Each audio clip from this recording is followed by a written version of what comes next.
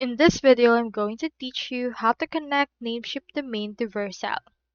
In order to do that, first head over to vercel.com and from in there, proceed to click on this sign up option in order to create an account. Once you have done that, you can have your account yourself, or if you want to create an account and also a project at the same time, proceed to click on the Start Deploying option. Now, since I already have an account and a project, let me proceed to log in. So while you're in there, you should be able to see right here your domain as well as your dashboard. In my case, I already have my theme and I also have projects.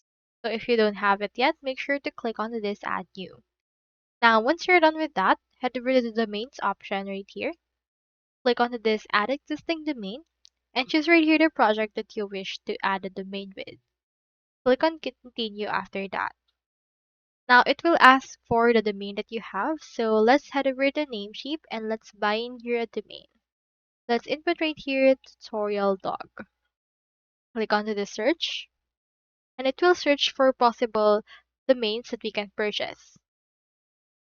You can see in here several ones that we can use.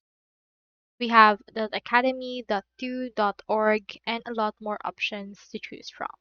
For example, let's choose right here this .xyz. Let's click onto this add to cart. Click onto this check out and proceed to buy this particular domain. So just confirm your order, click on confirm and just purchase it. So let's head back right here into our Vercel. Input right here the actual URL or the actual domain that we have just bought. Click on add. And then once you have done that, head over and you can see right here that the configuration is invalid. So click on learn more. Get the type, the name, as well as the value, and make sure to input that into your Namecheap DNS registration. In that way, you can actually configure this together with another one that we have. So that's all there is today, and I hope this video helped you out.